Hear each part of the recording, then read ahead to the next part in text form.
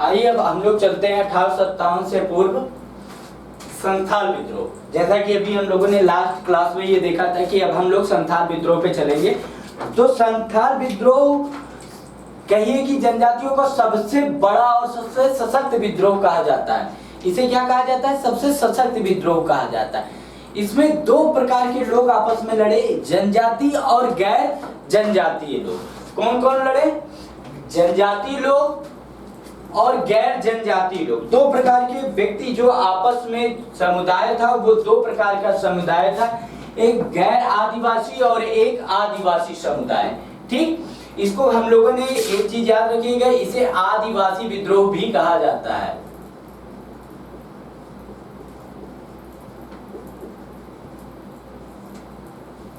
और सबसे सशक्त रहा है संथाल क्षेत्र में रहा है। ठीक, और यह भागलपुर से कुछ चीजें हैं जो इनको अंडरलाइन करते हुए चलिए। भागलपुर से राजमहल के बीच एक क्षेत्र था दामने कोह, ठीक, जिसको दामने कोह के नाम से जाना जाता था। ये संथाल लोगों के, जो संथाल आदिवासी थे, उनके नाम से ये पूरा क्षेत्र था। यहाँ पर संथाल आदिवासी निवास करते थे बहुलता में। और यहाँ पर क्या हुआ कि यहाँ पर संथाल आदिवासी और गैर संथालियों के बीच में एक संघर्ष हुआ।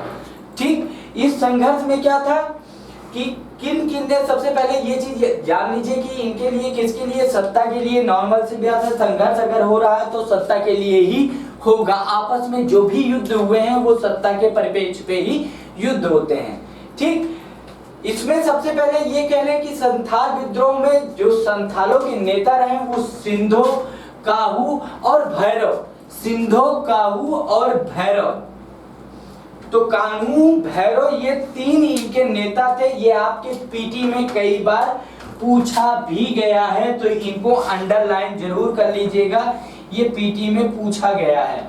ठीक,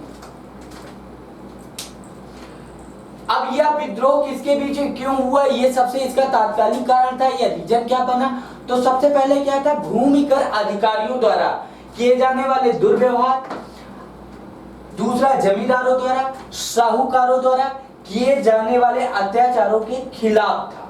किसके खिलाफ था? अब ये आप लोग इन तीनों को आप लोग याद रखिएगा। भूमि कर अधिकारी कौन होता था? ये अंग्रेज होते थे। कौन होते थे? अंग्रेज। ठीक, भूमिकर अधिकारी हो गया।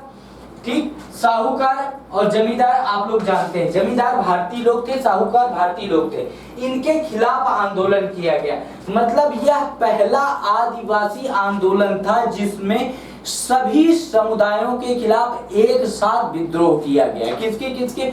अंग्रेजों के खिलाफ भी था, साहूकारों के खिलाफ भी था और जमींदारों के खिलाफ भी यह आंदोलन किया गया, जिसको अंग्रेजों ने 1856 में 1956 में इस विद्रोह को अपनी सैनिक ताकत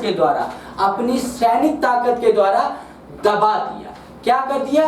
दबा दिया और समाप्त कर दिया। और इस पूरे क्षेत्र को क्या कह दिया? दामने को संथाल परगना के रूप में घोषित कर दिया गया। पहले इसे क्या कहा जाता था? संथाल परगना को दामने को। ये कहां पर स्थित था? किस क्षेत्र में थे? भागलपुर और राजमहल के बीच। राजमहल की पहाड़ियां आप लोगों ने सुनी होंगी, तो राजमहल के बीच का क्षेत्र था जिसे दामने कोह के नाम से जाना जाता था। ठीक है बेटा, इन चीजों को आप लोग याद रखिए और चीजें करते रहिए कंटिन्यू। ठीक, फिर इसके बाद हम लोग चलेंगे अहोम विद्रोह पर। ठीक, चलिए, थैंक यू, मिलते हैं नेक्स्ट क्लास पे।